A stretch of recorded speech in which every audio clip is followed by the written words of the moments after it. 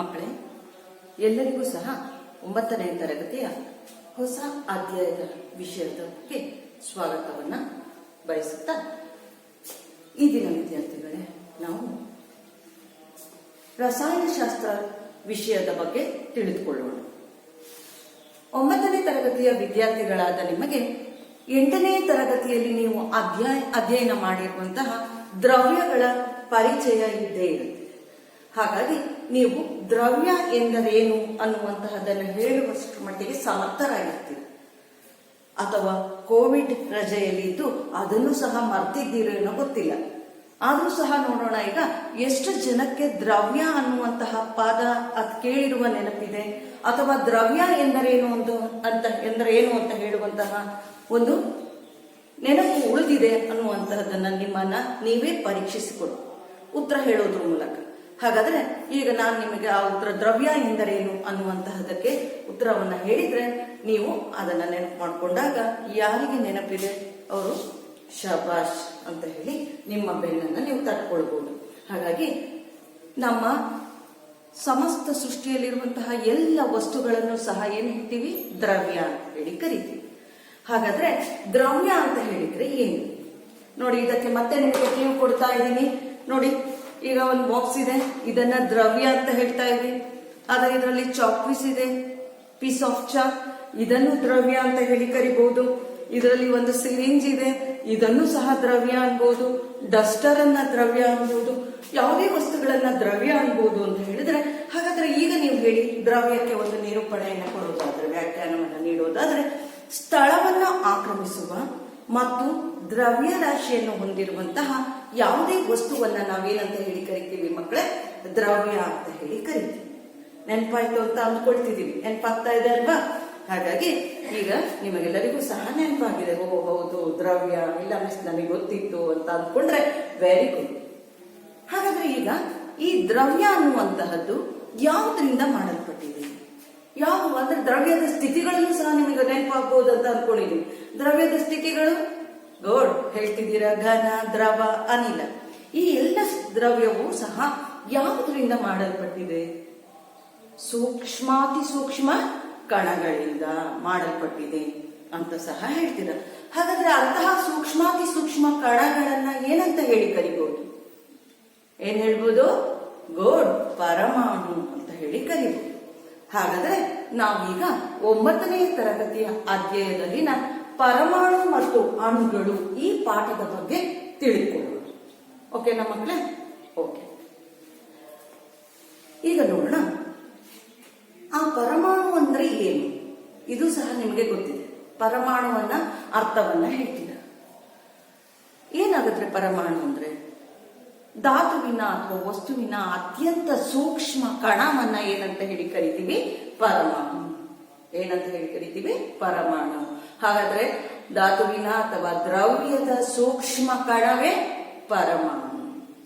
ಹಾಗಾದ್ರೆ ಆ ಸೂಕ್ಷ್ಮ ಕಣ ಅನ್ನುವಂತಹ ಪದ ಹೇಗೆ ಬಂತು ಅನ್ನುವಂಥದಕ್ಕೆ ನಾವು ಹಿಂದಿನ ಒಂದು ಕಥೆಗಳನ್ನ ನೆನಪು ಮಾಡ್ಕೊಳ್ಳೋದಾದ್ರೆ, ಇದಕ್ಕೆ ಇರುವಂತಹ ಒಂದು ಸತ್ಯ ಘಟನೆ ಅಥವಾ ಕಥೆ ಎನ್ನುವಂಥದ್ದಾದಾಗ ನಾವು ಕಣಾದ ಋಷಿ ಮುನಿಗಳ ಬಗ್ಗೆ ನಮಗೆ ಪರಿಚಯ ಇದೆ, ಕೇಳಿದ್ದೀವಿ. ಈ ಕಣಾದ ಅನ್ನುವಂತಹ ಋಷಿ ಮುನಿಗಳೇನಿದ್ದಾರೆ, ಅವರು ಒಮ್ಮೆ ಒಂದು ರೊಟ್ಟಿಯನ್ನ ತೆಗೆದುಕೊಂಡು ಹೋಗ್ತಾ ಇದ್ರು. ರೊಟ್ಟಿಯನ್ನ ತೆಗೆದುಕೊಂಡು ಹೋಗುವಂತ ಸಮಯದಲ್ಲಿ ಇಡೀ ಒಂದು ರೊಟ್ಟಿಯನ್ನ ಅದನ್ನ ಮೈರ್ ಮಾಡಿದ್ರು, ಅದನ್ನ ಅರ್ಧ ಭಾಗ ಮಾಡಿದ್ರು. ಅರ್ಧ ರೊಟ್ಟಿಯನ್ನ ಮಾತ್ರ ತೆಗೆದುಕೊಂಡ್ರು, ಇನ್ನು ಉಳಿದ ರೊಟ್ಟಿಯನ್ನ ಅಲ್ಲಿಗೆ ಬಿಟ್ರು. ತಾವು ತೆಗೆದುಕೊಂಡಂತಹ ಅರ್ಧ ರೊಟ್ಟಿಯನ್ನ ಇಟ್ಕೊಂಡು ಮುಂದೆ ಸಾಗ್ತಾ ಪುನಃ ಆ ಅರ್ಧ ರೊಟ್ಟಿಯನ್ನ ಮತ್ತೆ ಅದನ್ನ ಅರ್ಧ ಭಾಗ ಮಾಡಿದ್ರು. ಮತ್ತೆ ಉಳಿದ ಅರ್ಧ ಭಾಗವನ್ನ ಹಾಗೆ ಬಿಟ್ರು. ಮತ್ತೆ ಅಲ್ಲಿ ಉಳಿದಂತಹ ಕಾಲು ಭಾಗವನ್ನ ತೆಗೆದುಕೊಂಡು ಮುಂದೆ ಸಾಗ್ತಾ ಮತ್ತೆ ಆ ಕಾಲು ಭಾಗವನ್ನ ಪುನಃ ಮಾಡಿ ಅದನ್ನ ಮತ್ತೆ ಅರ್ಧ ಸಮಭಾಗ ಮಾಡಿದ್ರು. ಮತ್ತೆ ಆ ಸಮಭಾಗದ ಉಳಿದ ಅರ್ಧ ಭಾಗವನ್ನ ಅಲ್ಲಿಯೇ ಬಿಟ್ರು. ತಮ್ಮಲ್ಲಿ ಇಳಿದಂತಹ ಭಾಗವನ್ನ ತೆಗೆದುಕೊಂಡು ಅದನ್ನ ಮುಂದೆ ಸಾಗ್ತಾ ಸಾಗ್ತಾ ಅದನ್ನು ಸಹ ಮತ್ತೆ ಅದನ್ನ ಇರುವಂತಹ ರೊಟ್ಟಿಯನ್ನ ಸಮಭಾಗವಾಗಿ 2 ಭಾಗವನ್ನ ಮಾಡಿದ್ರು. ಆ ರೀತಿ ಮಾಡ್ತಾ ಮಾಡ್ತಾ ಮಾಡ್ತಾ ಮುಂದೆ ಸಾಗ್ತಾ ಹೋದ್ರು. ಮುಂದೆ ಸಾಗ್ತಾ ಹೋದಾಗ ಅವರ ಕೈಯಲ್ಲಿ ಉಳಿದಂಥದ್ದು ಚಿಕ್ಕದಾದಂತಹ ಒಂದು ರೊಟ್ಟಿಯ ತುಣುಕು ಉಳಿದಿರು.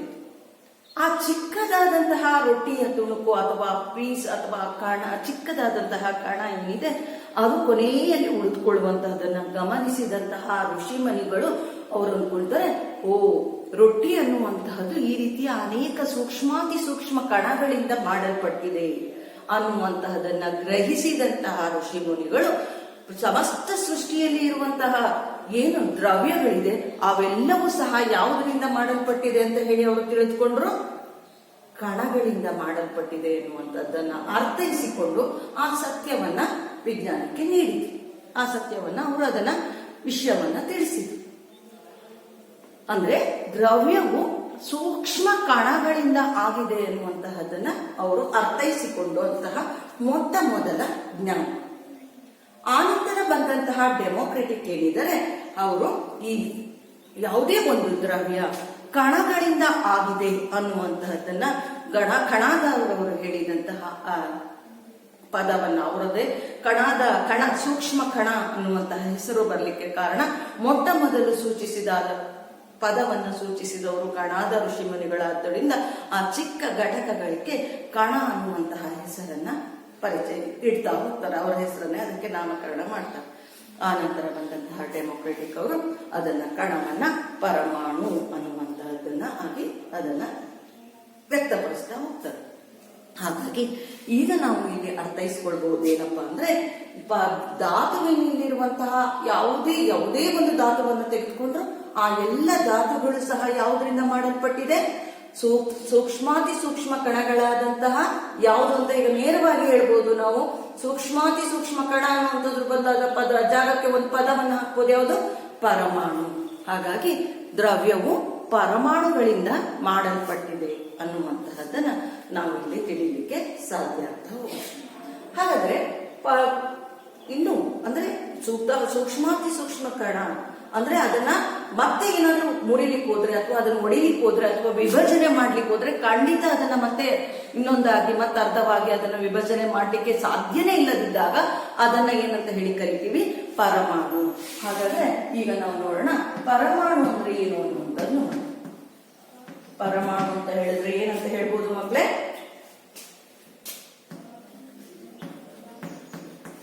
ಇನ್ನೂ ವಿಭಜಿಸಲಾಗದ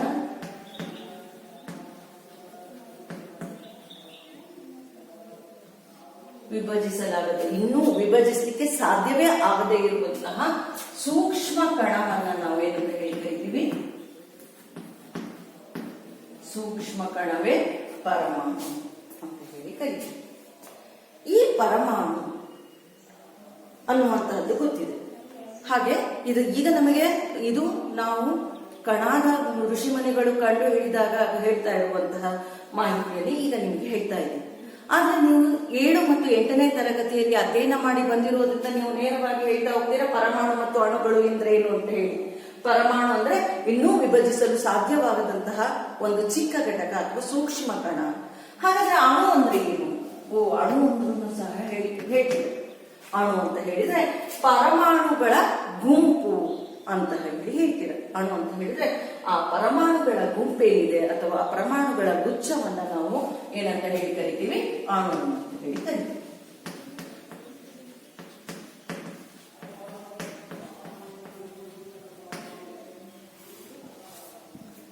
ಇವುಗಳನ್ನ ಅರಿತುಕೊಂಡಂತಹ ನಾವು ಈಗ ಪರಮಾಣು ಮತ್ತು ಅಣುವಿಗೆ ಸಂಬಂಧಿಸಿದಾಗೆ ಇನ್ನಷ್ಟು ವಿಷಯಗಳನ್ನ ತಿಳಿದುಕೊಳ್ಳೋಣ ವಿದ್ಯಾರ್ಥಿಗಳು. ಇಲ್ಲಿ ಈಗ ಕಂಡು ಬರುವಂತಹ ಪ್ರಮುಖವಾದಂತಹ ಅಂಶ ಏನು ಅಂತ ಹೇಳಿದ್ರೆ, ಇಲ್ಲಿ ಒಬ್ಬ ವಿಜ್ಞಾನಿ ಯಾರಪ್ಪ ಅಂತ ಹೇಳಿದ್ರೆ ಲೆವೋಸಿಯರ್ ಅನ್ನುವಂತಹ ವಿಜ್ಞಾನಿ ರಾಸಾಯನಿಕ ಸಂಯೋಜನೆಯ ಬಗ್ಗೆ ಮೊಟ್ಟ ಮೊದಲ ಮಾಹಿತಿಯನ್ನ ನೀಡೋದ್ರ ಮೂಲಕ ರಸಾಯನಶಾಸ್ತ್ರ ವಿಜ್ಞಾನಕ್ಕೆ ಭದ್ರ ಬುನಾದಿಯನ್ನು ಒದಗಿಸಿ ಕೊಡ್ತಾ ಹೋಗ್ತಾರೆ. ಯಾರು?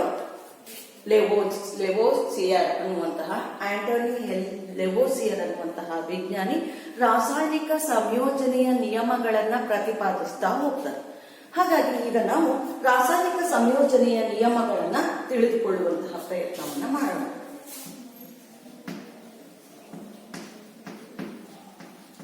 ರಾಸಾಯನಿಕ ಸಂಯೋಜನೆಯ ನಿಯಮ.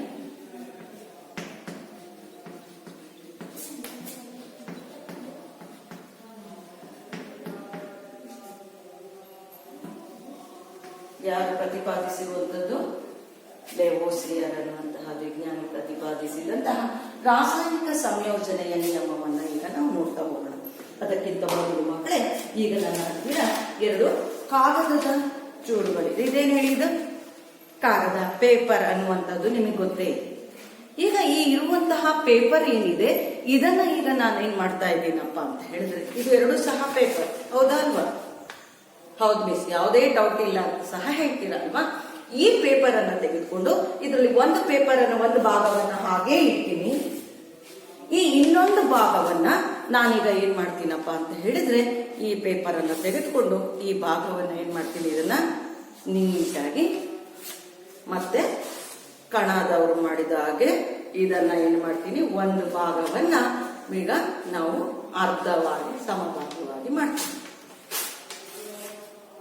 ಸಮಭಾಗವಾಗಿ ಮಾಡಿದ್ದೀವಿ.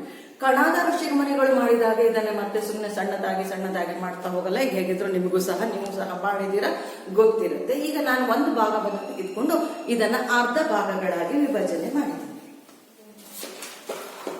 ಈಗ ಹಾಗೆ ನೋಡ್ತಾ ಇದ್ದೀನಿ ಮಕ್ಕಳೇ, ಅದನ್ನ ನೋಡ್ತಾ ಇದ್ದೀನಿ. ಈಗ ನಾನು ಇನ್ನೊಂದು ಪೇಪರ್, ಆ ಭಾಗದ ಇನ್ನೊಂದು ಭಾಗ ಇತ್ತಲ್ಲ, ಆ ಪೇಪರ್ನ ಇನ್ನೊಂದು ಭಾಗ ಇತ್ತಲ್ಲ, ಅದನ್ನ ತೆಗೆದುಕೊಂಡಿದ್ದೀನಿ. 2 ಪೇಪರ್ ತಗೊಂಡಿದ್ನಲ್ಲ, ಒಂದು ಪೇಪರ್ನ ಭಾಗವನ್ನ, ಅದನ್ನ ಮತ್ತೆ ಕನ್ಫ್ಯೂಷನ್ ಆಗಿಲ್ಲಲ್ಲ, ಮೊದಲು 2 ಪೇಪರ್ ತಗೊಂಡಿದ್ದೆ, ಅದ್ರಲ್ಲಿ ಒಂದು ಭಾಗವನ್ನ 2 ಆಗಿ ವಿಭಜನೆ ಮಾಡಿ, ಆಯ್ತಾ? ಈಗ ಇನ್ನೊಂದು ಪೇಪರ್ ಅನ್ನ ತೆಗೆದುಕೊಂಡಿದ್ದೀನಿ. ಈ ಪೇಪರ್ಗೆ ಏನ್ ಮಾಡ್ತಾ ಇದ್ದೀನಿ ನೀವೇ ಹೇಳ್ತೀರಾ ಅಂತ ಅಂದ್ಕೊಳ್ತೀನಿ. ಇನ್ನೊಂದು ಪೇಪರ್ ತಗೊಂಡು ಏನ್ ಮಾಡಿದೆ, ಇದನ್ನ ಬೆಂಕಿ ಹಚ್ಚಿದೆ. ಬೆಂಕಿ ಹಚ್ಚಿ ಏನ್ ಮಾಡಿದ್ದೀನಿ, ಇದನ್ನ ಬೆಂಕಿ ಹಚ್ಚಿ ಇದರಲ್ಲಿ ಉಳಿಯುವಂತಹ ಬೆಂಕಿ ಹಚ್ಚಿದ್ರೆ ಆ ಪೇಪರ್ ಏನಾಯ್ತು ಮಕ್ಕಳೇ? ಅಯ್ಯೋ ಮಿಸ್, ನಮಗೆ ಗೊತ್ತಿದೆ, ಪೇಪರಿಗೆ ಬೆಂಕಿ ಹಚ್ಚಿದ್ರೆ ಏನಾಗುತ್ತೆ? ಬೂದಿ ಆಗತ್ತೆ ಮಿಸ್, ನಮಗ್ ಗೊತ್ತಿದೆ ಅಂತ ಹೇಳ್ತಿದೆ, ಹೌದಾ ಅಲ್ವಾ? ಹಾಗಾದ್ರೆ ನಾನು ಮೊದಲು ತೆಗೆದುಕೊಂಡಂತಹ ಪೇಪರ್ ಏನಿದೆ, ಆ ಪೇಪರ್ ಹಾಗೆ ಇದೆ. ಈಗ ನೋಡಿ, ನೀವು ನೋಡ್ತಾ ಇರುವಂತಹ ಪೇಪರ್, ಈಗ ನೋಡ್ತಾ ಇರುವಂತಹ ಈ ವಸ್ತು ಕಾಣ್ತಾ ಇದೆ ಅಂತ ಅನ್ಕೊಳ್ತೀನಿ. ಇಲ್ಲಿ ಗಾಳಿಗೆ ಆರ್ತಾ ಇದೆ ನೋಡಿ, ಇದು ಇನ್ನೂ ಸಹ ನಿಮಗೆ ಕಾಣ್ಲಿಕ್ಕೆ ಸರಿ ಆಗ್ತಿದೆ. ಏನೀಗ ಗಾಳಿಲಿ ಆರ್ತಾ ಇರುವಂತದ್ದು? ಏನದು? ಬೂದಿ. ಯಾವ್ದು ಬೂದಿ? ಇದು ಪೇಪರ್ನ ಬೂದಿ. ಹಾಗಾದ್ರೆ ಈಗ ನಾನು ಪೇಪರ್ ತೆಗೆದುಕೊಂಡು ಅದನ್ನ ಸುಟ್ಟಾಗ, ಅದನ್ನ ಉರಿಸಿದಾಗ ಏನಾಯ್ತಪ್ಪ? ಅಲ್ಲಿ ಬೂದಿ ಬಂತು. ಈ ಬೂದಿ ಬಂದಾಗ ಇಲ್ಲಿ ಮೊದಲಿದ್ದಂತಹ ಪೇಪರ್ ಮಾಯ ಆಯ್ತು ಅಂದ್ರೆ ಅಲ್ಲಿ ರಾಸಾಯನಿಕ ಕ್ರಿಯೆ ನಡೀತು. ಇಲ್ಲಿ ಹೊಸದಾದಂತಹ ವಸ್ತು ಬೂದಿ ಉಂಟಾಗಿರುವಂತಹದನ್ನ ನೀವು ಕಾಣ್ತೀರಿ, ಹೌದಾ ಅಲ್ವಾ? ಒಪ್ಕೊಳ್ತಿರ್ತಾನೆ? ಖಂಡಿತ ಒಪ್ಕೊಳ್ತಾ ಇದ್ದೀರಾ. ಹಾಗಾಗಿ ಇಲ್ಲಿ ನಡೆದಂತಹ ಕ್ರಿಯೆ ಏನಾಗಿರುತ್ತೆ, ಆ ಕ್ರಿಯೆಯಲ್ಲಿ ಒಂದು ಹೊಸ ವಸ್ತು ಉತ್ಪತ್ತಿ ಆಗಿದೆ. ನಾನು ಆಗ ತಗೊಂಡಿರುವಂತಹ ಒಂದು ಪೇಪರ್ ಅನ್ನ 2 ಭಾಗ ಮಾಡಿ ಇಟ್ಟಿದ್ದೆ. ಇದು ಹಾಗೆ ಇದೆ. ಇನ್ನೊಂದು ಸ್ವಲ್ಪ ಹೊತ್ತು ಬಿಟ್ಟು ಕೇಳಿದ್ರು ಹಾಗೆ ಇರುತ್ತೆ, ನಾಳೆ ಕೇಳಿದ್ರು ಹಾಗೆ ಇರುತ್ತೆ. ಇಲ್ಲಿ ಯಾವುದೇ ಹೊಸ ಭೌತ ಬದಲಾವಣೆಗಳು ಆಗಿಲ್ಲ. ಈಗ ಇದು ಏನಿದೆ, ಹೊಸ ಭೌತ ಬದಲಾವಣೆ ಅಲ್ಲ, ಇಲ್ಲಿ ಯಾವುದೇ ಬದಲಾವಣೆ ಆಗಿಲ್ಲ. ಹಾಗಾಗಿ ಇಲ್ಲಿ ಏನಿದೆಯೋ ಅದೇ ವಸ್ತು ಇದೆ. ಹಾಗಾಗಿ ಹೊಸ ವಸ್ತುಗಳು ಉತ್ಪತ್ತಿ ಆಗಿಲ್ಲ. ಹಾಗಾಗಿ ಇದನ್ನ ನಾವೇನಂತ ಹೇಳಿ ಕರಿತೀವಿ? ಭೌತ ಬದಲಾವಣೆ. ಈ ಕ್ರಿಯೆ ನಡೆದಾಗ ಒಂದು ಹೊಸ ವಸ್ತು ಉತ್ಪತ್ತಿ ಆಗೋದಿಲ್ಲ.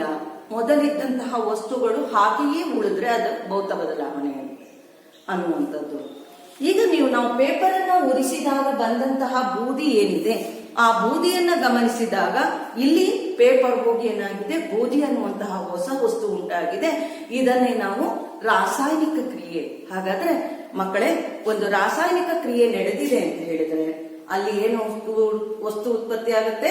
ಹೊಸ ವಸ್ತು ಉತ್ಪತ್ತಿ ಆಗುತ್ತೆ. ಹಾಗಾದ್ರೆ ಇಲ್ಲಿ ನಡೆದಂತಹ ಕ್ರಿಯೆಯನ್ನು ಈಗ ನಾವು ಬರೀಲಿಕ್ಕೆ ಪ್ರಯತ್ನ ಪಡೋಣ. ಈಗ ನೋಡೋಣ, ಇಲ್ಲಿ ಕ್ರಿಯೆಯನ್ನ ನಡೆಸಿದ್ವಿ. ಈ ಕ್ರಿಯೆಯನ್ನ ನಾವು ಬರೀಲಿಕ್ಕೆ ಪ್ರಯತ್ನವನ್ನ ಪಡ್ತಾ ಹೋಗೋಣ. ಯಾವುದನ್ನ ಉದಾಹರಣೆ ಮಾಡಿದ್ವಿ ನಾವು?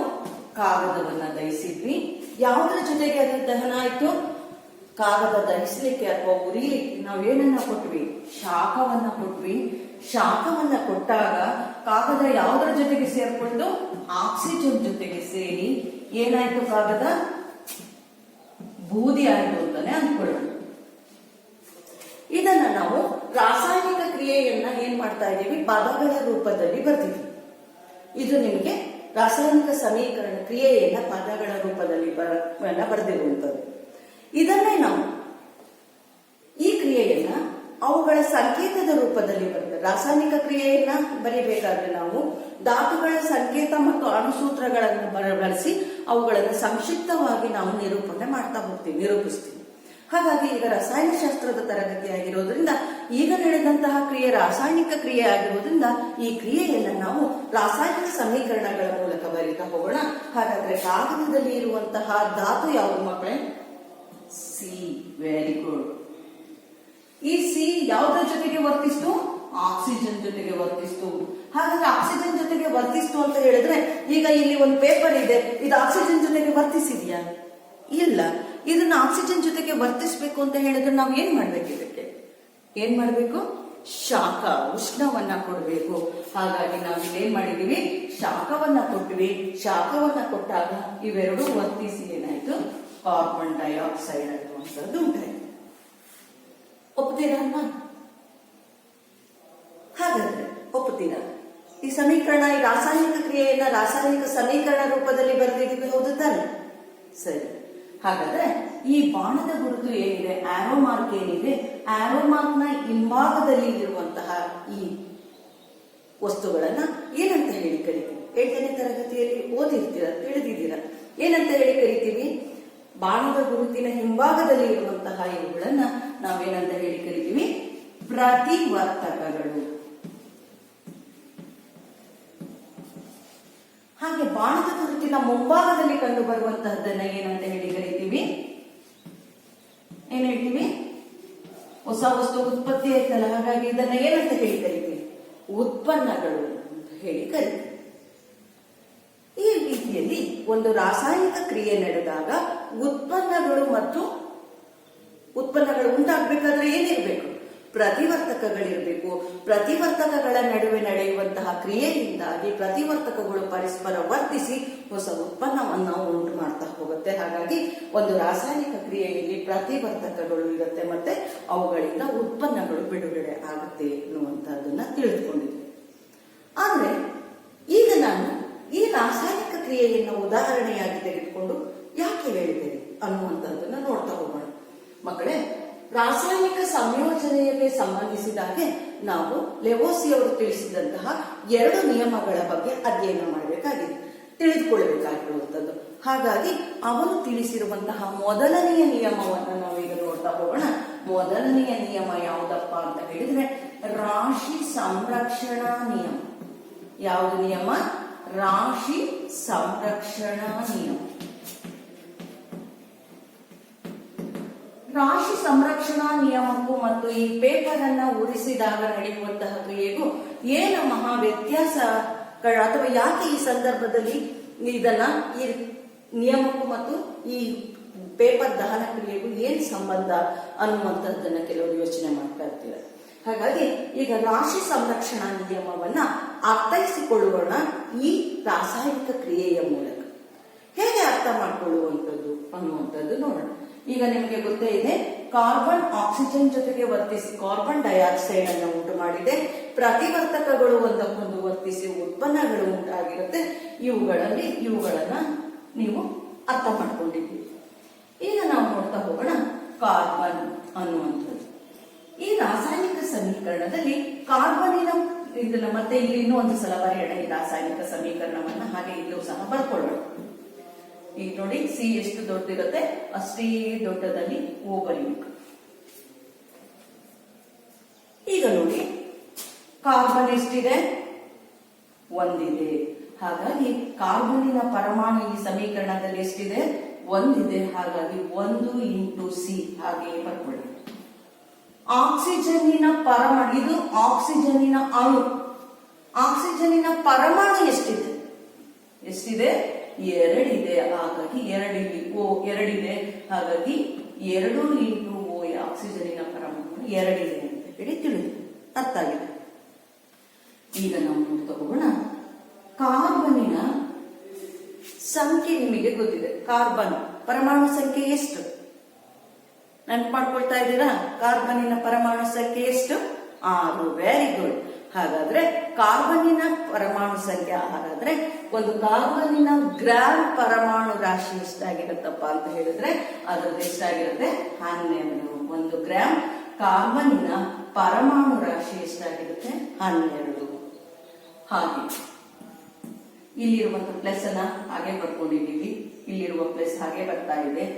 ಇಲ್ಲಿ ಆಕ್ಸಿಜನ್ನಿನ 2 ಪರಮಾಣು ಇದ್ದು 2 ಪರಮಾಣುವನ್ನ ಹಾಗೆ ಬರ್ಕೊಂಡಿದ್ದೀವಿ. ಈಗ ಆಕ್ಸಿಜನ್ನಿನ 1 ಗ್ರಾಮ್ ಆಕ್ಸಿಜನ್ನಿನ ಅಥವಾ 1 ಆಕ್ಸಿಜನ್ ಆಕ್ಸಿಜನ್ನಿನ ಪರಮಾಣು ಸಂಖ್ಯೆ ಎಷ್ಟು? ಕಾರ್ಬನ್ ಅಂದ್ರೆ 6 ಅಂತ ಹೇಳಿದ್ರಿ ಪರಮಾಣು ಸಂಖ್ಯೆ. ಧಾತುಗಳನ್ನ ಆವರ್ತ ಕೋಷ್ಟಕದಲ್ಲಿ ಅವುಗಳ ಪರಮಾಣು ಸಂಖ್ಯೆಯ ಏರಿಕೆಯ ಕ್ರಮದಲ್ಲಿ ಜೋಡಿಸಿದ್ದಾರೆ ಎನ್ನುವಂಥದ್ದು ಸಹ ಗೊತ್ತಿದೆ. ಮತ್ತೆ ಪರಮಾಣುಗಳನ್ನು ಸಹ ಧಾತುಗಳನ್ನು ಸಹ ನೀವು ಅವುಗಳ ಪರಮಾಣು ಸಂಖ್ಯೆಯ ಏರಿಕೆಯ ಕ್ರಮದಲ್ಲಿ ಹೆಸರಿಸಬಲ್ಲಿರಿ. ಹಾಗಾದ್ರೆ ಆಕ್ಸಿಜನ್ನಿನ ಪರಮಾಣು ಸಂಖ್ಯೆ ಎಷ್ಟು? ಆಕ್ಸಿಜನ್ನಿನ ಪರಮಾಣು ಸಂಖ್ಯೆ 8. ಹಾಗಾದ್ರೆ ಆಕ್ಸಿಜನ್ ಪರಮಾಣುವಿನ ಪರಮಾಣು ರಾಶಿ ಎಷ್ಟು ಅಂತ ಹೇಳಿದ್ರೆ 16. ಗೊತ್ತಿದೆ ತಾನೆ? ಹಾಗಾಗಿ ನೋಡಿ ಇಲ್ಲಿ ಕಾರ್ಬನ್ ಎಷ್ಟು ಬರೋಯ್ತು? ಕಾರ್ಬನ್ 1 ಪರಮಾಣು ಇದೆ. ಹಾಗಾಗಿ 1 ಕಾರ್ಬನ್ನಿನ 1 ಪರಮಾಣು ಅನ್ನುವಂಥದ್ದು ನಿಮಗೆ ಅರ್ಥ ಆಗಲಿ ಅಂತ ಹೇಳಿ ಈಗ ಬರ್ಕೊಂಡಿದೀವಿ. ಇಲ್ಲಿ ಆಕ್ಸಿಜನ್ನಿನ ಎಷ್ಟು ಪರಮಾಣು ಇದೆ? 2 ಇದೆ. ಅದು ಅರ್ಥ ಆಗ್ಲಿ ಅಂತ ಹೇಳಿ 2 ಇಂಟು O ಅಂತ ಬರ್ಕೊಂಡಿದ್ವಿ. ಆಕ್ಸಿಜನ್ ಬರ್ಕೊಂಡಿದ್ವಿ.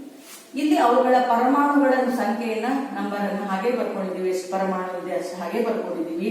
ಇಲ್ಲಿ ಕಾರ್ಬನ್ನಿನ ಅಣು ರಾಶಿಯನ್ನ ಬರ್ದಿದ್ವಿ, ಕಾರ್ಬನ್ನಿನ ಪರಮಾಣು ರಾಶಿಯನ್ನ ಬರ್ದಿದೀವಿ. ಇಲ್ಲೂ ಸಹ ಆಕ್ಸಿಜನ್ನಿನ ರಾಶಿಯನ್ನ ಬರ್ದಿದ್ದೀವಿ.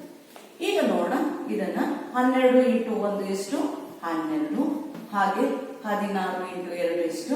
32 ಗ್ರಾಮ್ ಆಗುತ್ತೆ. ಗ್ರಾಮ್ ಪರಮಾಣು ರಾಶಿಯನ್ನು ತೆಗೆದುಕೊಳ್ತಿದ್ದೀವಿ. 32 ಆಗುತ್ತೆ. ಇದೆರಡನ್ನೂ ಸಹ ನಾವು ಕೂಡಿಸಿದಾಗ 2 ಪ್ಲಸ್ 2 ಎಷ್ಟಾಗುತ್ತೆ? 4. 3 ಪ್ಲಸ್ 1 ಎಷ್ಟಾಗುತ್ತೆ? 4 ಆಗುತ್ತೆ. 4 ಗ್ರಾಮ್. ಈ ರಾಸಾಯನಿಕ ಕ್ರಿಯೆಯಲ್ಲಿ C+O2 ವರ್ತಿಸಿ CO2 ಆಗಬೇಕಾದ್ರೆ ಈ ಪ್ರಕ್ರಿಯೆಯಲ್ಲಿ ನಾವು ತೆಗೆದುಕೊಂಡಿರುವಂತಹ ಪ್ರತಿವರ್ತಕಗಳ ಪ್ರಮಾಣ ಎಷ್ಟಿದೆಯಪ್ಪ ಅಂತ ಹೇಳಿದ್ರೆ 44 ಗ್ರಾಮ್. ಹಾಗಾದ್ರೆ ಈಗ ನಾವು ಇವುಗಳಲ್ಲಿರುವಂತಹ ಉತ್ಪನ್ನದ ಸಂಖ್ಯೆ ಎಷ್ಟಿದೆ ನೋಡೋಣ. ಉತ್ಪನ್ನ ಎಷ್ಟು ಗ್ರಾಮ್ ಇದೆ ಅನ್ನುವಂಥದ್ದು ನೋಡೋಣ. ಹಾಗಾಗಿ ಈಗ ಇಲ್ಲಿ ನಾವು ಉತ್ಪನ್ನಗಳನ್ನ ಬರೆಯೋಣ. ಇಲ್ಲಿ CO2 ಸಿ ಎಷ್ಟು ಪರಮಾಣು ಇದೆ? 1 ಇಂಟು ಸಿ ಜೊತೆಗೆ ಪ್ಲಸ್ O ಎಷ್ಟಿದೆ? 2 ಪರಮಾಣು ಇದೆ ಇಂಟು O. ಹಾಗಾಗಿ ಇಲ್ಲಿ ಒಂದನ್ನು ಹಾಗೆ ಬರ್ಕೊಂಡಿದ್ದೀವಿ. ಸಿನ ಕಾರ್ಬನ್ನಿನ ಪರಮಾಣು ರಾಶಿ ಎಷ್ಟು? 12. ಹಾಗೆ ಆಕ್ಸಿಜನ್ ಎಷ್ಟಾಗಿದೆ? 16 ಗ್ರಾಮ್ ಪರಮಾಣು ರಾಶಿಯನ್ನು ಬರೀತಾ ಇದೆ. ಈಗ ನೋಡೋಣ, ಇದನ್ನ ಕೂಡಿಸ್ತಾ ಹೋಗೋಣ. 12 ಪ್ಲಸ್ 16 32 ಗ್ರಾಮ್ ಇರುವಂತಹದ್ದು. ಇವೆರಡನ್ನು ಪುನಃ ನಾವು ಕೂಡ್ತಾ ಹೋಗೋಣ. ಎಷ್ಟಾಯ್ತು? 44 ಗ್ರಾಮ್. ಒಂದು ರಾಸಾಯನಿಕ ಕ್ರಿಯೆಯನ್ನ ನಡೆದಾಗ ಆ ರಾಸಾಯನಿಕ ಕ್ರಿಯೆಯಲ್ಲಿ ಭಾಗವಹಿಸಿದಂತಹ ಪ್ರತಿವರ್ತಕಗಳು, ಇಲ್ಲಿ ಈ ರಾಸಾಯನಿಕ ಕ್ರಿಯೆಯನ್ನು ತೆಗೆದುಕೊಳ್ಳೋಣ. ಕಾರ್ಬನ್ ಪ್ಲಸ್ ಆಕ್ಸಿಜನ್ ವರ್ತಿಸಿದಾಗ ಈ 2 ಪ್ರತಿವರ್ತಕಗಳು ಈ ರಾಸಾಯನಿಕ ಕ್ರಿಯೆಯಲ್ಲಿ ಎಷ್ಟಿತ್ತು? ಅವುಗಳ ಗ್ರಾಮ್ ಪರಮಾಣು 44 ಇರುವಂತಹ ಪ್ರತಿವರ್ತಕಗಳ ಪರಮಾಣು ಎಷ್ಟು ಗ್ರಾಮ್ ಇತ್ತು? 44 ಇತ್ತು. ಹಾಗೆ ಇಲ್ಲಿ ಕ್ರಿಯೆಯಲ್ಲಿ ಉತ್ಪನ್ನಗಳ ಪರಮಾಣು ರಾಶಿ ಎಷ್ಟಿರುತ್ತೆ? 44 ಗ್ರಾಮ್ ಇದೆ. ಹಾಗಾದ್ರೆ ಒಂದು ರಾಸಾಯನಿಕ ಕ್ರಿಯೆಯಲ್ಲಿ ಪ್ರತಿವರ್ತಕಗಳ ಸಂಖ್ಯೆ ಎಷ್ಟೇ? ಉತ್ಪನ್ನಗಳ ಸಂಖ್ಯೆ ಇದೆ. ಇಲ್ಲಿ ಒಂದು ಸಂಖ್ಯೆಯೂ ಸಹ ಹೆಚ್ಚು ಕಡಿಮೆ ಆಗಿಲ್ಲ. ಕೆಲವು ರಾಸಾಯನಿಕ ಕ್ರಿಯೆಯ ಸಮೀಕರಣವನ್ನ ಬರೆದಾಗ ಪ್ರತಿವರ್ತಕಗಳ ಸಂಖ್ಯೆ ಉತ್ಪನ್ನಗಳ ಸಂಖ್ಯೆ ಸಮದೂಗದೇ ಇದ್ದಾಗ ನಾವು ಅವುಗಳನ್ನ ರಾಸಾಯನಿಕ ಸಮೀಕರಣವನ್ನ ಸಮದೂಗಿಸುವ ಮೂಲಕ ಅವುಗಳನ್ನ ಸಮದೂಗಿಸ್ತೀವಿ. ಹಾಗಾದ್ರೆ ಇದನ್ನ ಯಾಕೆ ಇಲ್ಲಿ ಬಳಸಿದೀವಪ್ಪ ಅಂತ ಹೇಳಿದ್ರೆ, ಈ ರೀತಿ ಯಾವುದೇ ಒಂದು ರಾಸಾಯನಿಕ ಕ್ರಿಯೆ ನಡೆದಾಗ ಪ್ರತಿವರ್ತಕಗಳ ಸಂಖ್ಯೆಯು ಉತ್ಪನ್ನಗಳ ಸಂಖ್ಯೆಗೆ ಏನಾಗಿರುತ್ತೆ? ಸಮನಾಗಿರುತ್ತೆ ಅನ್ನುವಂತಹದನ್ನ ನಾವು ರಾಶಿ ಸಂರಕ್ಷಣಾ ನಿಯಮದಲ್ಲಿ ಹೇಳ್ತೀವಿ. ಹಾಗಾದ್ರೆ ರಾಶಿ ಸಂರಕ್ಷಣಾ ನಿಯಮ ಅಂತ ಹೇಳಿದ್ರೆ ಯಾವುದೇ ಒಂದು ರಾಸಾಯನಿಕ ಕ್ರಿಯೆ ನಡೆದಾಗ ಒಂದು ರಾಶಿಯಲ್ಲಿ ಒಂದು ರಾಸಾಯನಿಕ ಕ್ರಿಯೆಯಲ್ಲಿ ಹೊಸ ವಸ್ತುವನ್ನ ಸೃಷ್ಟಿಸಲು ಸಾಧ್ಯವಿಲ್ಲ ಮತ್ತು ನಾಶಗೊಳಿಸಲು ಸಹ ಸಾಧ್ಯವಿಲ್ಲ. ಯಾವುದೇ ಒಂದು ಕ್ರಿಯೆ ನಡೆದಾಗ ಒಂದು ರಾಸಾಯನಿಕ ರಾಶಿ ಸಂರಕ್ಷಣಾ ನಿಯಮ ಏನನ್ನ ಸೂಚಿಸುತ್ತೆ ಅಂತ ಹೇಳಿದ್ರೆ, ಯಾವುದೇ ವಸ್ತುವನ್ನ ಇಲ್ಲಿ ಕ್ರಿಯೆ ನಡೆದಾಗ ಯಾವುದೇ ಹೊಸ ವಸ್ತುಗಳನ್ನ ಸಹ ನಾವು ಸೃಷ್ಟಿ ಮಾಡ್ಲಿಕ್ಕೂ ಸಹ ಸಾಧ್ಯ ಇಲ್ಲ ಮತ್ತು ನಾಶಗೊಳಿಸ್ಲಿಕ್ಕೂ ಸಹ ಸಾಧ್ಯ ಇಲ್ಲ. ಹಾಗಾಗಿ ಇದ್ದಷ್ಟೇ ವಸ್ತುಗಳು ಅಲ್ಲಿ ಏನಾಗುತ್ತೆ, ಹೊಸ ವಸ್ತುಗಳು ಅಥವಾ ಮೊದಲು ಪ್ರತಿವರ್ತಕದಲ್ಲಿ ಇದ್ದಷ್ಟೇ ವಸ್ತುಗಳು ಇಲ್ಲಿ ಏನಾಗುತ್ತೆ, ಉತ್ಪನ್ನಗಳನ್ನು ಕಂಡು ಬರುತ್ತೆ. ಹಾಗಾಗಿ ರಾಶಿ ಸಂರಕ್ಷಣಾ ನಿಯಮದಲ್ಲಿ ಇಲ್ಲಿ ಮೊದಲು ಉತ್ಪನ್ನಗಳ ಸಂಖ್ಯೆ ಮತ್ತು ಪ್ರತಿವರ್ತಕಗಳ ಸಂಖ್ಯೆ ಸಮನಾಗಿರುತ್ತೆ ಎನ್ನುವಂಥದ್ದನ್ನ ಅರ್ಥೈಸಿಕೊಂಡಂತಹ ನಾವು ಯಾವುದೇ ಒಂದು ರಾಸಾಯನಿಕ ಕ್ರಿಯೆಯಲ್ಲಿ ಒಂದು ಹೊಸ ವಸ್ತುಗಳನ್ನ ಸೃಷ್ಟಿಸಲು ಸಾಧ್ಯವಿಲ್ಲ ಅಥವಾ ನಾಶಗೊಳಿಸಲು ಸಹ ಸಾಧ್ಯವಿಲ್ಲ ಅನ್ನುವಂತಹದನ್ನ ಈ ರಾಶಿ ಸಂರಕ್ಷಣಾ ನಿಯಮದ ಮೂಲಕ ನಾವು ತಿಳಿದುಕೊಳ್ಳಬಹುದಾಗಿದೆ ಮಕ್ಕಳೇ. ಅದಕ್ಕಾಗಿ ಒಂದು ಉದಾಹರಣೆ ಇದನ್ನ ನೀವು ನೋಟ್ ಮಾಡಿಕೊಂಡ್ರೆ ನಿಮಗೆ ಸುಲಭವಾಗಿ ಅರ್ಥ ಆಗುತ್ತೆ.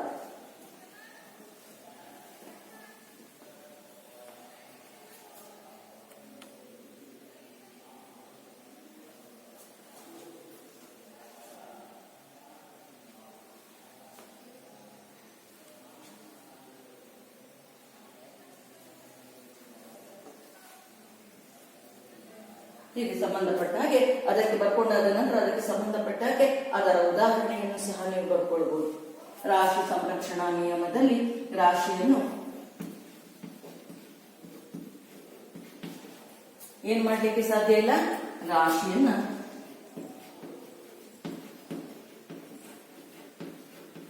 ಸೃಷ್ಟಿಸಲು ಸಾಧ್ಯವಿಲ್ಲ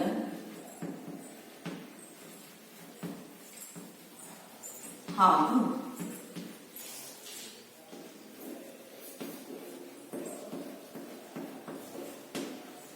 ನಾಶಗೊಳಿಸಲು ಸಾಧ್ಯವಿಲ್ಲ ಎಂಬ ಈ ಅಂಶವನ್ನು ಸಹ ನೀವು ಅಲ್ಲೇ ಬರೆದುಕೊಂಡ್ರೆ ಇದನ್ನ ರಾಶಿ ಸಂರಕ್ಷಣಾ ನಿಯಮ ಅಂದ್ರೇನು ಅಂತ ಹೇಳಿದ್ರೆ ನೀವು ಇಷ್ಟೇ ಬರೆದ್ರೆ ಸಹ ಅದನ್ನ ನೀವು ಅರ್ಥೈಸಿಕೊಳ್ಳಿಕ್ಕೋಸ್ಕರ ಈ ಉದಾಹರಣೆಯನ್ನ ನಿಮಗೆ ನೆನಪು ಮಾಡಿ ಬರ್ಕೊಳ್ತಾ ಇದ್ದೀರಲ್ವ ಮಕ್ಕಳೇ, ಬರ್ಕೊಳ್ತಾ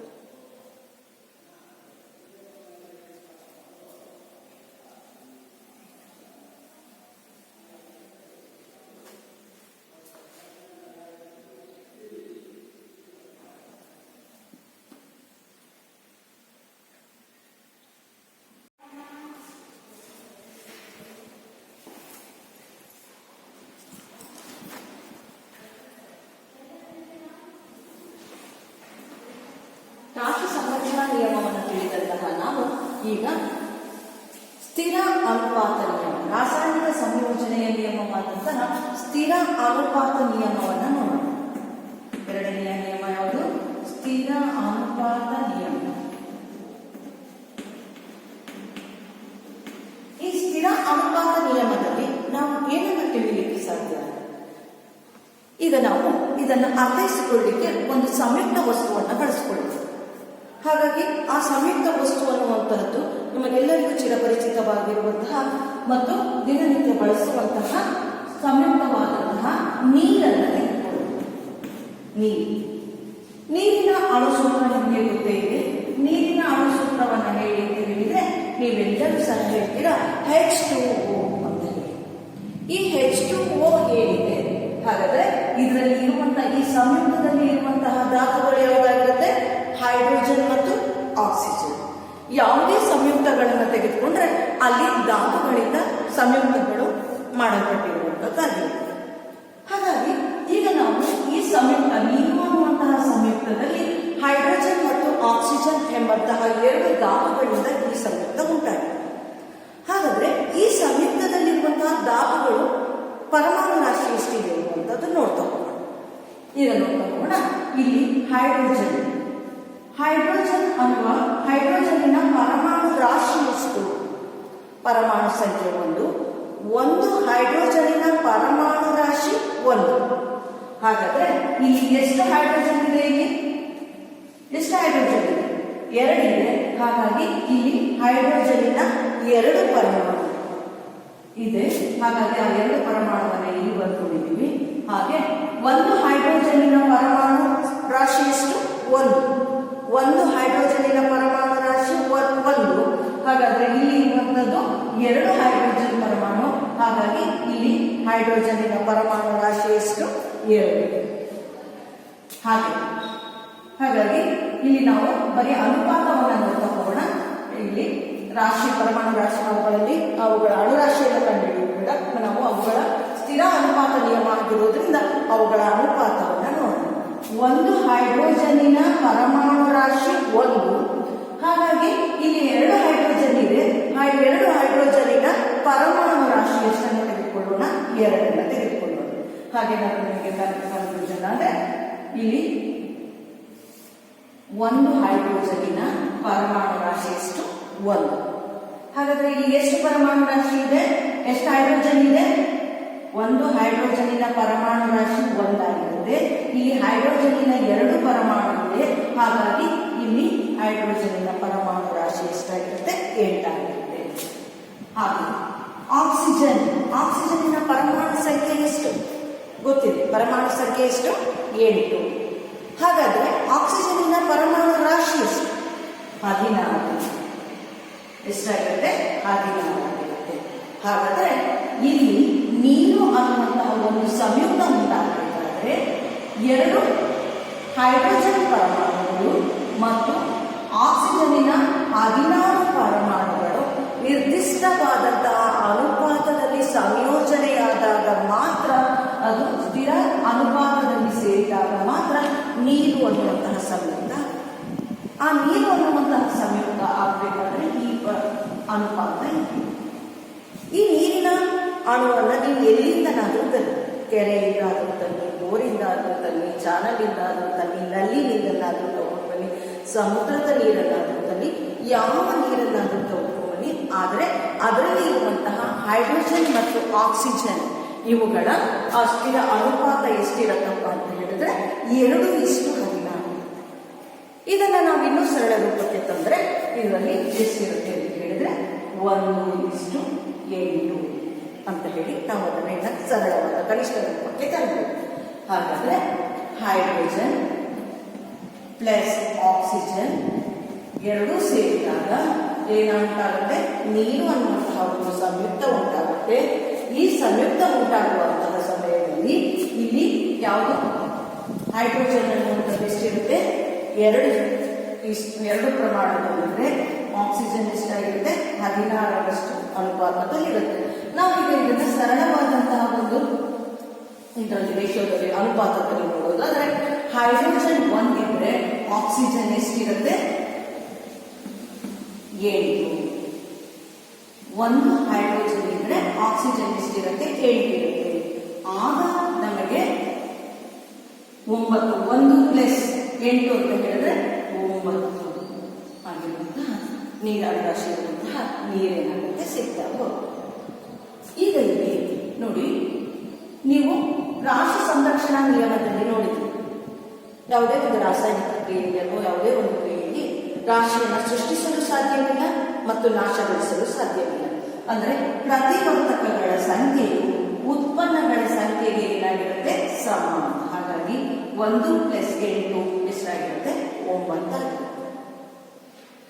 ಈ ರೀತಿಯಲ್ಲಿ ಯಾವುದೇ ಒಂದು ವಸ್ತುವನ್ನು ತೆಗೆದುಕೊಂಡ್ರೆ, ಯಾವುದೇ ವಸ್ತುವನ್ನು ಸಹ ನಾವು ತೆಗೆದುಕೊಂಡ್ರೆ ಆ ವಸ್ತುವಿನಲ್ಲಿರುವಂತಹ ಧಾತುಗಳ ಅವುಗಳ ಪರಮಾಣು ರಾಶಿಯು ನಿರ್ದಿಷ್ಟವಾದ ಅವುಗಳ ಪರಮಾಣು ರಾಶಿಯ ನಿರ್ದಿಷ್ಟ ಅನುಪಾತದಲ್ಲಿರುತ್ತೆ ಅನ್ನುವಂಥದ್ದು ಸ್ಥಿರ ಅನುಪಾತ ನಿಯಮ ನಮಗೆ ತಿಳಿಸಿಕೊಡುವಂಥದ್ದಾಗಿದೆ. ಅಂತ ಹೇಳಿದ್ರೆ ವಸ್ತುವಿನಲ್ಲಿ ಇರುವಂತಹ ಧಾತುಗಳು ಅವುಗಳ ಪರಮಾಣು ರಾಶಿಯ ನಿರ್ದಿಷ್ಟ ಅನುಪಾತದಲ್ಲಿ ಇರುತ್ತೆ. ಅಂದ್ರೆ ಪರಮಾಣು ನಿರ್ದಿಷ್ಟ ಸಂಯುಕ್ತದಲ್ಲಿರುವಂತಹ ಧಾತು, ಈಗ ಇದು ಒಂದು ಸಂಯುಕ್ತ, ಈ ಸಂಯುಕ್ತದಲ್ಲಿರುವಂತಹ ಧಾತುಗಳು ಏನಿದೆ ಅವುಗಳ ಪರಮಾಣು ರಾಶಿಯ ನಿರ್ದಿಷ್ಟ ಅನುಪಾತದಲ್ಲಿ ಇರುತ್ತೆ ಅಂತ ಹೇಳಿ ತಿಳಿಸುವಂತದ್ದೇ ಸ್ಥಿರ ಅನುಪಾತ ನಿಯಮ. ಇದನ್ನ ಯಾವುದೇ ಸಂಯುಕ್ತಗಳನ್ನು ತೆಗೆದುಕೊಂಡು ಬರಲಿ, ಎಲ್ಲಿಂದ ಯಾವುದೇ ದೇಶದಿಂದ ದೇಶಕ್ಕೆ ಹೋಗ್ಲಿ, ಎಲ್ಲೇ ಹೋಗ್ಲಿ ಅಲ್ಲೇನಾಗಿರುತ್ತಪ್ಪ ಅಂತ ಹೇಳಿದ್ರೆ ಇಲ್ಲಿ ಆ ಧಾತುಗಳು ಸಂಯೋಜನೆ ಎನ್ನುವಂಥದ್ದು ಏನಾಗಿರುತ್ತೆ. ಧಾತುಗಳ ಸಂಯೋಜನೆಯಿಂದ ಉಂಟಾಗುವಂತಹ ಸಂಯುಕ್ತ ಉಂಟಾಗಬೇಕಾದ್ರೆ ಅವುಗಳು ಸ್ಥಿರ ಅನುಪಾತಗಳಲ್ಲಿ ಇರುವಂತಹದನ್ನ ಕಾಣ್ತಾ ಹೋಗ್ಬೋದು. ಹಾಗಾಗಿ ಇದನ್ನ ನಾವೇನಂತ ಹೇಳಿ ಕರಿತೀವಿ, ಸ್ಥಿರ ಅನುಪಾತ ನಿಯಮ ಅಂತ ಹೇಳಿ ಕರಿತೀವಿ.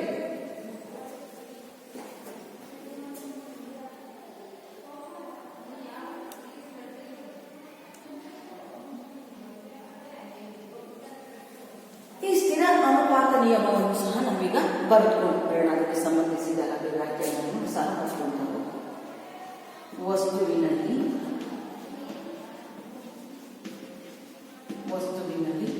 ಧಾತುಗಳು ಅವುಗಳ ಪರಮಾಣು ರಾಶಿಯ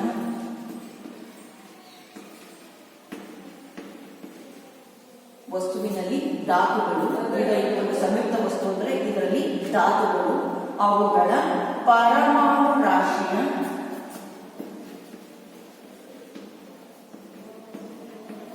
ನಿರ್ದಿಷ್ಟ ಅನುಪಾತದಲ್ಲಿ ಇರುತ್ತದೆ ಎಂದು ಸೂಚಿಸುವಂತದ್ದೇ ಯಾವ ನಿಯಮ ಆಗಿರುತ್ತೆ? ಸ್ಥಿರ ಅನುಪಾತ ನಿಯಮ. ಯಾವುದೇ ಒಂದು ಸಂಯುಕ್ತ ಆಗಬೇಕಾದ್ರೂ ಸಹ ಅವುಗಳ ಧಾತುಗಳು ನಿರ್ದಿಷ್ಟ ಪ್ರಮಾಣದಲ್ಲಿ ಏನಾಗಿರುತ್ತೆ, ಅದು ಸಂಯೋಜನೆ ಆಗಿರುತ್ತೆ, ನಿರ್ದಿಷ್ಟ ಅನುಪಾತದಲ್ಲಿ ಇರುತ್ತೆ. ಹಾಗಾಗಿ ನೀರು ಅನ್ನುವಂಥದ್ದಾಗಬೇಕು ಅಂದ್ರೆ 1:16 ಪ್ರಮಾಣದಲ್ಲಿ ಇರುತ್ತೆ. ಹಾಗೆ ನಿಮ್ಮ ಪಠ್ಯಪುಸ್ತಕದಲ್ಲಿ ಕೊಟ್ಟಂತಹ ಅಮೋನಿಯಾವನ್ನು ತೆಗೆದುಕೊಂಡು NH3 ಅಣಿಸೋದು. ಇಲ್ಲಿ ಅಮೋನಿಯಾದಲ್ಲಿ ನೈಟ್ರೋಜನಿನ ಪರಮಾಣು ಸಂಖ್ಯೆ ಎಷ್ಟು?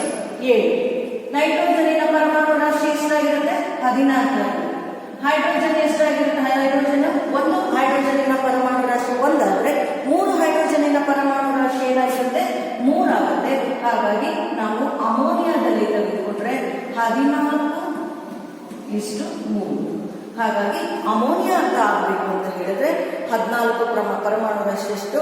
ಅದು ನೈಟ್ರೋಜನ್ ಅನ್ನು ಹೊಂದಿರಬೇಕು. 14:3 ಪ್ರಮಾಣದಲ್ಲಿ ನೈಟ್ರೋಜನ್ ಮತ್ತು ಹೈಡ್ರೋಜನ್ ಸೇರಿದಾಗ ಮಾತ್ರ ನಮಗೆ ಅಮೋನಿಯಾ ಅನ್ನುವಂತಹ ಸಂಯುಕ್ತ ಸಿಗುತ್ತೆ. ಹಾಗಾಗಿ ಸ್ಥಿರ ಅನುಪಾತ ನಿಯಮ ಏನನ್ನ ಸೂಚಿಸುತ್ತಪ್ಪ ಅಂತ ಹೇಳಿದ್ರೆ, ಒಂದು ಸಂಯುಕ್ತವಾಗುವಾಗ ಒಂದು ವಸ್ತುವಿನಲ್ಲಿ ಧಾತುಗಳು ಅವುಗಳ ನಿರ್ದಿಷ್ಟ ಪರಮಾಣು ರಾಶಿಯ ಅನುಪಾತದಲ್ಲಿ ಇರುತ್ತೆ ಅನ್ನುವಂಥದ್ದು. ಅವುಗಳ ಪರಮಾಣು ರಾಶಿಯು ನಿರ್ದಿಷ್ಟ ಅನುಪಾತದಲ್ಲಿ ಇರುತ್ತೆ ಅನ್ನುವಂತಹದ್ದನ್ನು. ಸಂಯುಕ್ತ ವಸ್ತು ಆಗಬೇಕಾದ್ರೆ ಅವುಗಳಲ್ಲಿರುವಂತಹ ಧಾತುಗಳ ಪರಮಾಣುಗಳ ರಾಶಿ ಏನಾಗಿರುತ್ತೆ? ನಿರ್ದಿಷ್ಟ ಅನುಪಾತದಲ್ಲಿರುತ್ತೆ ಅನ್ನೋದಕ್ಕೆ ಇಲ್ಲಿ ನಾವು 2 ಉದಾಹರಣೆಯನ್ನು ತೆಗೆದುಕೊಂಡ್ವಿ. ಇದು ಒಂದು ವಸ್ತುವನ್ನ ಅಂತ ತೆಗೆದುಕೊಂಡ್ರೆ ಇದರಲ್ಲಿರುವಂತಹ ಧಾತುಗಳ ಪರಮಾಣು ರಾಶಿ ಏನಾಗಿರುತ್ತೆ? ಹೈಡ್ರೋಜನ್ 2 ಆಗಿರುತ್ತೆ, ಆಕ್ಸಿಜನ್ 16 ಆಗಿರುತ್ತೆ. ಹಾಗಾಗಿ ಅವುಗಳ ಪರಮಾಣು ರಾಶಿಯು ನಿರ್ದಿಷ್ಟ ಅನುಪಾತದಲ್ಲಿ ಇರುತ್ತೆ ಇರುವಂಥದ್ದು. ಹಾಗೆ ಅಮೋನಿಯಾ ಅನ್ನುವಂತಹ ಒಂದು ಸಂಯುಕ್ತ ಉಂಟಾಗಬೇಕಂದ್ರೆ ಅವುಗಳಲ್ಲಿ ನೈಟ್ರೋಜನ್ ಅನ್ನುವಂಥದ್ದು ಮತ್ತು ಆಕ್ಸಿಜನ್ ಅನ್ನುವಂಥದ್ದು ಸಹ ಈ ಧಾತುಗಳ ಪರಮಾಣು ರಾಶಿಯು ಸಹ ನಿರ್ದಿಷ್ಟ ಅನುಪಾತದಲ್ಲಿ ಇರುವಂಥದ್ದು. ಹಾಗಾಗಿ ಸಂಯುಕ್ತ ವಸ್ತುಗಳು ಉಂಟಾಗುವಾಗ ಅಥವಾ ವಸ್ತುಗಳು ಉಂಟಾಗುವಾಗ ಆ ವಸ್ತುಗಳಲ್ಲಿರುವಂತಹ ಆ ಧಾತುಗಳಲ್ಲಿ ಇರುವಂತಹ ಪರಮಾಣು ರಾಶಿಯು ನಿರ್ದಿಷ್ಟ ಅನುಪಾತದಲ್ಲಿ ಉಂಟಾಗುತ್ತೆ ಅಂತ ಹೇಳಿ ತಿಳಿಸುವಂಥದ್ದೇ ರಾಸಾಯನಿಕ ಸ್ಥಿರ ಅನುಪಾತ ನಿಯಮ ಆಗಿರುವಂಥದ್ದು. ಹಾಗಾಗಿ ಮಕ್ಕಳೇ, ಲೆವೋಸಿಯರ್ ತಿಳಿಸಿದಂತಹ ರಾಸಾಯನಿಕ ಸಂಯೋಜನೆಯ ನಿಯಮವನ್ನು ನಾವು 2 ನಿಯಮವನ್ನು ತಿಳಿದುಕೊಂಡು, ಒಂದು ರಾಶಿ ಸಂರಕ್ಷಣಾ ನಿಯಮ, 2ನೇದು ಸ್ಥಿರ ಅನುಪಾತ ನಿಯಮ. ರಾಶಿ ಸಂರಕ್ಷಣಾ ನಿಯಮದಲ್ಲಿ ವಸ್ತುವನ್ನ ಒಂದು ರಾಸಾಯನಿಕ ಕ್ರಿಯೆಯಲ್ಲಿ ವಸ್ತುವನ್ನು ಸೃಷ್ಟಿಸಲು ಸಾಧ್ಯವಿಲ್ಲ ಅಥವಾ ನಾಶಗೊಳಿಸಲು ಸಾಧ್ಯವಿಲ್ಲ ಅನ್ನುವಂಥದ್ದನ್ನು ತಿಳಿದುಕೊಂಡ್ವಿ. ಹಾಗೆ ಸ್ಥಿರ ಅನುಪಾತ ನಿಯಮದಲ್ಲಿ ವಸ್ತುವಿನಲ್ಲಿ ಧಾತುಗಳ ಪರಮಾಣು ರಾಶಿಯು ಅವುಗಳ ನಿರ್ದಿಷ್ಟ ಅನುಪಾತದಲ್ಲಿ ಇರುತ್ತದೆ ಅನ್ನುವಂತಹದನ್ನ ಈಗ ಇಲ್ಲಿ ನಾವು ಅರ್ಥೈಸಿಕೊಂಡಿದ್ದೇವೆ.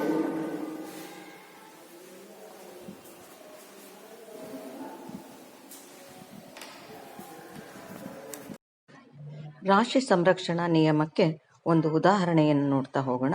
ಮೊದಲನೇದಲ್ಲಿ ಇಲ್ಲಿ ಬಳಸುವಂತಹ ಪ್ರತಿವರ್ತಕ ಮೊದಲನೇ ಬೇಕರ್ನಲ್ಲಿ ಕಾಣಿಸ್ತಾ ಇದೆ. ಪ್ರತಿವರ್ತಕವಾಗಿ ಸೋಡಿಯಂ ಹೈಡ್ರಾಕ್ಸೈಡ್ ಮತ್ತು ಕಾಪರ್ ಸಲ್ಫೇಟ್ಗಳನ್ನು ತೆಗೆದುಕೊಂಡಿದ್ದಾರೆ. ಸೋಡಿಯಂ ಹೈಡ್ರಾಕ್ಸೈಡ್ ಮತ್ತು ಕಾಪರ್ ಸಲ್ಫೇಟ್ ಇವುಗಳು ಸಹ ಈ ರಾಸಾಯನಿಕ ಕ್ರಿಯೆಯ ಪ್ರತಿವರ್ತಕಗಳಾಗಿದೆ. ಈ ಎರಡೂ ಪ್ರತಿವರ್ತಕಗಳು ವರ್ತಿಸಿ ಏನಾಗತ್ತಪ್ಪ ಅಂತ ಹೇಳಿದ್ರೆ, ಸೋಡಿಯಂ ಪಕ್ಕದ ಬೇಕರ್ನಲ್ಲಿ ನೋಡಿ ಅಲ್ಲಿ ಕಾಣ್ತಾ ಇದೆ, ಸೋಡಿಯಂ ಸಲ್ಫೇಟ್ ಆಗುತ್ತೆ, ಕಾಪರ್ ಹೈಡ್ರಾಕ್ಸೈಡ್ ಆಗುತ್ತೆ. ಮೊದಲು ಸೋಡಿಯಂ ಹೈಡ್ರಾಕ್ಸೈಡ್ ಮತ್ತು ಕಾಪರ್ ಸಲ್ಫೇಟ್ ಅನ್ನುವಂತಹ ಪ್ರತಿವರ್ತಕಗಳಿತ್ತು. ಇವೆರಡೂ ಸಹ ವರ್ತಿಸಿದಾಗ ಸೋಡಿಯಂ ಸಲ್ಫೇಟ್ ಆಯಿತು, ಕಾಪರ್ ಹೈಡ್ರಾಕ್ಸೈಡ್ ಅನ್ನುವಂತಹ ಉತ್ಪನ್ನ ಉಂಟಾಯಿತು. ಈಗ ಎರಡು ಪ್ರತಿವರ್ತಕ ಮತ್ತು ಉತ್ಪನ್ನಗಳ ಅನುಪಾತ ಏನಾಗಿದೆ, ಸಮನಾಗಿದೆ, ರಾಶಿ ಸಮನಾಗಿರುವಂಥದ್ದನ್ನು ಕಾಣ್ತಾ ಇದ್ದೀರಿ. ಈಗ ಡಾಲ್ಟನ್ ಅನ್ನುವಂತಹ ವಿಜ್ಞಾನಿ ಪರಮಾಣು ಸಿದ್ಧಾಂತವನ್ನು ಮಂಡಿಸ್ತಾರೆ. ಇವರು 1803ರಲ್ಲಿ ತಮ್ಮ ಸಂಶೋಧನೆಗಳ ಆಧಾರದ ಮೇಲೆ ಪರಮಾಣು ಸಿದ್ಧಾಂತವನ್ನು ಮಂಡಿಸಿದರು. ಜಾನ್ ಡಾಲ್ಟನ್ ಅನ್ನುವಂತಹ ವಿಜ್ಞಾನಿ ಪರಮಾಣು ಸಿದ್ಧಾಂತವನ್ನು ಮಂಡಿಸಿದ ವಿಜ್ಞಾನಿ ಯಾರು ಅಂತ ಹೇಳಿ ಕೇಳಿದಾಗ ನೀವು ಏನು ಬರೀಬೇಕು, ಜಾನ್ ಡಾಲ್ಟನ್. ಹಾಗಾಗಿ ಅವರ ಸಿದ್ಧಾಂತವನ್ನು ಡಾಲ್ಟನ್ನನ ಪರಮಾಣು ಸಿದ್ಧಾಂತ ಅಂತಲೇ ಕರೀತಾರೆ. ಡಾಲ್ಟನ್ನನ ಪರಮಾಣು ಸಿದ್ಧಾಂತದಲ್ಲಿರುವಂತಹ ತತ್ವಗಳನ್ನು ಏನು ಇದೆ ಅನ್ನುವಂಥದ್ದನ್ನು ತಿಳಿಯೋಣ. ಎಲ್ಲ ವಸ್ತುಗಳು ಪರಮಾಣು ಎನ್ನುವಂತಹ ಸಣ್ಣ ಅವಿಭಾಜ್ಯ ಕಣಗಳಿಂದ ಆಗಿದೆ ಅನ್ನುವಂಥದ್ದು. ಭೂಮಿಯ ಮೇಲೆ ಇರುವಂಥ ಯಾವ ದ್ರವ್ಯವನ್ನು ತೆಗೆದುಕೊಂಡ್ರೂ ಆ ಎಲ್ಲ ದ್ರವ್ಯಗಳು ಸಹ ಯಾವುದರಿಂದ ಆಗಿದೆ, ಪರಮಾಣು ಎನ್ನುವಂತಹ ಸಣ್ಣ ಅವಿಭಾಜ್ಯ ಕಣಗಳಿಂದ ಆಗಿದೆ ಅನ್ನುವಂತಹದ್ದನ್ನು ತಿಳಿಸ್ತಾರೆ. ತತ್ವ 2, ಜಾನ್ ಡಾಲ್ಟನ್ನನ ಪರಮಾಣು ಸಿದ್ಧಾಂತದ ತತ್ವ: ಪರಮಾಣುಗಳನ್ನು ಸೃಷ್ಟಿಸಲು ಸಾಧ್ಯವಿಲ್ಲ ಹಾಗೂ ನಾಶಪಡಿಸಲು ಸಾಧ್ಯವಿಲ್ಲ. ಯಾವುದೇ ಪರಮಾಣುಗಳನ್ನು ಸೃಷ್ಟಿಸಲಿಕ್ಕೂ ಸಾಧ್ಯ ಇಲ್ಲ, ಅವುಗಳನ್ನು ನಾಶಗೊಳಿಸಲಿಕ್ಕೂ ಸಾಧ್ಯ ಇಲ್ಲ ಅನ್ನುವಂಥದ್ದನ್ನು ನೀವು CO2 ಇವುಗಳ ಉದಾಹರಣೆಯಿಂದ ಅದನ್ನು ತಿಳಿದುಕೊಂಡಿದ್ದೀರ. ಮೂರನೆಯದು, ಎಷ್ಟು ವಿಧದ ಧಾತುಗಳಿವೆಯೋ ಅಷ್ಟೇ ವಿಧದ ಪರಮಾಣುಗಳು ಸಹ ಇದೆ. ಪಿರಿಯಾಡಿಕ್ ಟೇಬಲ್ನಲ್ಲಿ 118 ಧಾತುಗಳಿದೆ, ಅಷ್ಟೇ ವಿಧದ ಪರಮಾಣುಗಳು ಸಹ ಕಂಡುಬರುವಂಥದ್ದಾಗಿದೆ. ಹಾಗಾಗಿ ನಾವು ಉದಾಹರಣೆಗೆ ಕಬ್ಬಿಣ, ತಾಮ್ರ, ಮೆಗ್ನೀಷಿಯಂ, ಅಲ್ಯೂಮಿನಿಯಂ ಈ ರೀತಿಯ ಧಾತುಗಳು ಇದ್ದೇ ಇರುತ್ತೆ, ಪರಮಾಣುಗಳು ಸಹ ಇರುತ್ತೆ. ದತ್ತ ಧಾತುವಿನ ಪರಮಾಣುಗಳು ದ್ರವ್ಯರಾಶಿಯು ಒಂದೇ ಆಗಿದ್ದು ರಾಸಾಯನಿಕ ಗುಣಗಳು ಸಹ ಒಂದೇ ಆಗಿರುತ್ತದೆ. ಉದಾಹರಣೆಗೆ ಕಬ್ಬಿಣದ ಧಾತುವಿನ ಪರಮಾಣುಗಳ ದ್ರವ್ಯರಾಶಿಯೂ ಸಹ ಒಂದೇ ಆಗಿರುತ್ತೆ, ಜೊತೆಗೆ ಅವುಗಳ ರಾಸಾಯನಿಕ ಗುಣಗಳು ಸಹ ಏನಾಗಿರುತ್ತೆ, ಒಂದೇ ಆಗಿರುವಂಥದ್ದು ಕಂಡುಬರುತ್ತೆ. ದತ್ತ ಧಾತುವಿನ ಪರಮಾಣುಗಳು ದ್ರವ್ಯರಾಶಿಯ ಒಂದೇ ಆಗಿದ್ದು ರಾಸಾಯನಿಕ ಗುಣಗಳು ಸಹ ಏನಾಗಿರುತ್ತೆ, ಒಂದೇ ಆಗಿರುತ್ತೆ. 5ನೇದು, ಬೇರೆ ಬೇರೆ ಧಾತುಗಳ ಪರಮಾಣುಗಳ ದ್ರವ್ಯರಾಶಿಯು ಬೇರೆ ಬೇರೆ ಆಗಿದ್ದು ಬೇರೆ ಬೇರೆ ರಾಸಾಯನಿಕ ಗುಣಗಳನ್ನು ಹೊಂದಿವೆ. ಅಂದರೆ ಬೇರೆ ಬೇರೆ ಧಾತುಗಳ ಪರಮಾಣು ದ್ರವ್ಯರಾಶಿ ಅಂದರೆ ಈಗ ಕಾರ್ಬನ್ ಮತ್ತು ಆಕ್ಸಿಜನ್ ಇವುಗಳ ಪರಮಾಣು ದ್ರವ್ಯರಾಶಿ ಬೇರೆ ಬೇರೆಯೇ ಆಗಿರುತ್ತೆ, ಜೊತೆಗೆ ಅವುಗಳು ಸಹ ಬೇರೆ ಬೇರೆಯಾದಂತಹ ರಾಸಾಯನಿಕ ಗುಣಗಳನ್ನೇ ಅವುಗಳು ಒಳಗೊಂಡಿರುವಂತಹದ್ದಾಗಿರುತ್ತೆ. ತಾಮ್ರ, ಚಿನ್ನ, ಬೆಳ್ಳಿ ಇವು ಬೇರೆ ಬೇರೆ ಧಾತುಗಳಾಗಿರುತ್ತೆ. ಈ ಬೇರೆ ಬೇರೆ ತಾಮ್ರ, ಚಿನ್ನ, ಬೆಳ್ಳಿ, ಸೋಡಿಯಂ, ಮೆಗ್ನೀಷಿಯಂ, ಪೊಟ್ಯಾಷಿಯಂ ಇವೆಲ್ಲವೂ ಸಹ ಬೇರೆ ಬೇರೆ ಧಾತುಗಳೇ. ಆದರೆ ಈ ಬೇರೆ ಬೇರೆ ಧಾತುಗಳ ಈ ಪರಮಾಣುಗಳ ದ್ರವ್ಯರಾಶಿಯೂ ಸಹ ಏನಾಗಿರುತ್ತೆ, ಬೇರೆ ಬೇರೆದಾಗಿರುತ್ತೆ. ಚಿನ್ನ, ಬೆಳ್ಳಿ, ಸೋಡಿಯಂ, ಪೊಟ್ಯಾಷಿಯಂ, ಮೆಗ್ನೀಷಿಯಂ ಇವುಗಳ ದ್ರವ್ಯರಾಶಿಯೂ ಸಹ ಬೇರೆ ಬೇರೆ ಆಗಿರುತ್ತೆ, ಜೊತೆಗೆ ಇವುಗಳ ರಾಸಾಯನಿಕ ಗುಣಗಳು ಸಹ ಏನಾಗಿರುತ್ತೆ, ಬೇರೆ ಬೇರೆಯಾಗಿರುವಂಥದ್ದಾಗಿದೆ. ಹಾಗಾಗಿ ಜಾನ್ ಡಾಲ್ಟನ್ ರವರು ತನ್ನ ಪರಮಾಣು ತತ್ವಗಳನ್ನು ಈ ರೀತಿಯಾಗಿ ತಿಳಿಸ್ತಾ ಹೋಗ್ತಾರೆ ಅನ್ನುವಂಥದ್ದು. ಈಗ ಇಲ್ಲಿರುವಂತಹ 5 ಮುಖ್ಯಾಂಶಗಳನ್ನು ನೀವು ಅದನ್ನು ಜಾನ್ ಡಾಲ್ಟನ್ನರ ಪರಮಾಣುಗಳ ತತ್ವಗಳನ್ನು ಅದನ್ನು ನೋಟ್ ಮಾಡಿಕೊಳ್ಳಿ. ಎಲ್ಲ ವಸ್ತುಗಳು ಪರಮಾಣು ಮತ್ತು ಎನ್ನುವಂತಹ ಸಣ್ಣ ಅವಿಭಾಜ್ಯ ಕಣಗಳಿಂದಾಗಿದ್ದು ಪರಮಾಣುವನ್ನು ಸೃಷ್ಟಿಸಲಿಕ್ಕೂ ಸಾಧ್ಯವಿಲ್ಲ, ನಾಶಗೊಳಿಸಲಿಕ್ಕೂ ಸಾಧ್ಯವಿಲ್ಲ. ಎಷ್ಟು ವಿಧದ ಧಾತುಗಳಿದೆಯೋ ಅಷ್ಟು ವಿಧದ ಪರಮಾಣುಗಳಿದೆ. ಧಾತುವಿನ ಪರಮಾಣುಗಳ ದ್ರವ್ಯರಾಶಿ ಒಂದೇ ಆಗಿದ್ದು ರಾಸಾಯನಿಕ ಗುಣಗಳು ಒಂದೇ ಆಗಿರುತ್ತೆ. ಆದರೆ ಬೇರೆ ಬೇರೆ ಧಾತುಗಳ ಪರಮಾಣು ದ್ರವ್ಯರಾಶಿ ಬೇರೆ ಬೇರೆ ಆಗಿದ್ದರೆ ಅವುಗಳ ರಾಸಾಯನಿಕ ಗುಣಗಳೂ ಸಹ ಏನಾಗಿರುತ್ತೆ, ಬೇರೆ ಬೇರೆ ಆಗಿರುತ್ತದೆ ಅನ್ನುವಂಥದ್ದು ಇದರ ಡಾಲ್ಟನ್ ಪರಮಾಣು ಸಿದ್ಧಾಂತದ ಮುಖ್ಯಾಂಶಗಳು. ಇವುಗಳನ್ನು ಸಹ ನೀವು ನೆನಪಿನಲ್ಲಿ ಇಟ್ಟುಕೊಳ್ಳುವಂಥದ್ದು ಮಾಡಬೇಕು.